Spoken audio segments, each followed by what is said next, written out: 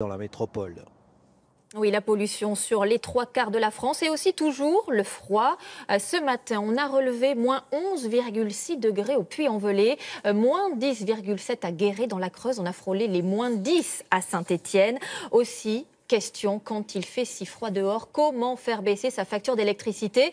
Julie Beckrich nous le dira. D'abord, dans ce contexte, est-ce que les maisons passives tiennent leurs promesses? Ces constructions, je vous le rappelle, permettent de réduire la facture chauffage de 90%. Il y en a 200 en France aujourd'hui.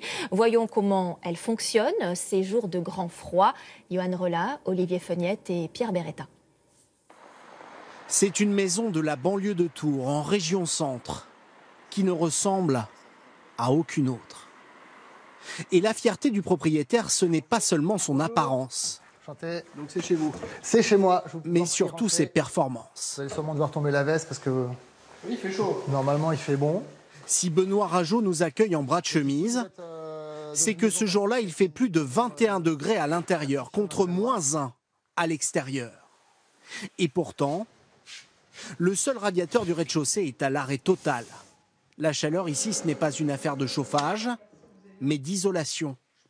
À commencer par celle des murs et de la porte. Ici.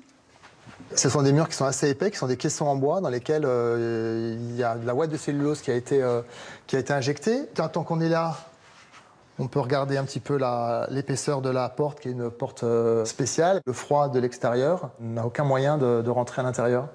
Les fenêtres du bâtiment sont tout aussi impressionnantes, comme celle de la cuisine, 12 cm d'épaisseur, ou la baie vitrée du salon.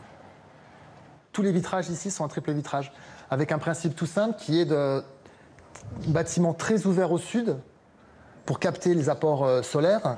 Et lorsqu'elles sont fermées, plus aucune chaleur ne s'échappe. Le principe de base, il est extrêmement simple. Il faut imaginer la maison comme étant une boîte. Une boîte donc très hermétique, très bien isolée, quasi hermétique à 100%. Cette boîte, c'est ce que l'on appelle une maison passive.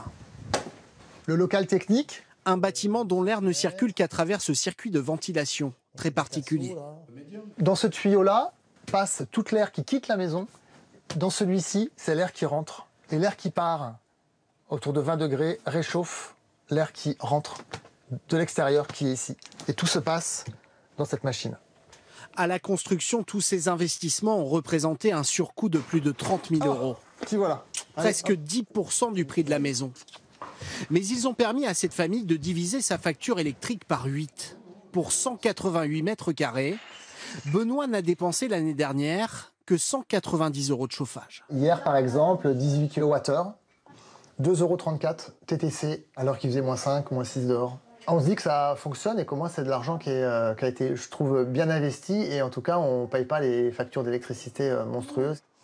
Tourner le dos à la surconsommation d'énergie. Comme les particuliers, les entreprises s'y mettent. Dans ce centre de formation en Haute-Marne, ce bâtiment a été entièrement rénové en suivant les mêmes principes. Des châssis triple vitrage, donc, qui représentent aussi des menuiseries de forte épaisseur. À l'intérieur, un logiciel permet même de suivre en temps réel la température pour corriger la chaleur de chaque pièce. On y fait le suivi des températures et des consommations d'énergie de manière instantanée, au point même qu'on peut savoir quand quelqu'un se fait un café, puisque la machine à café est l'appareil qui consomme le plus dans ce bâtiment. Plus besoin de radiateurs.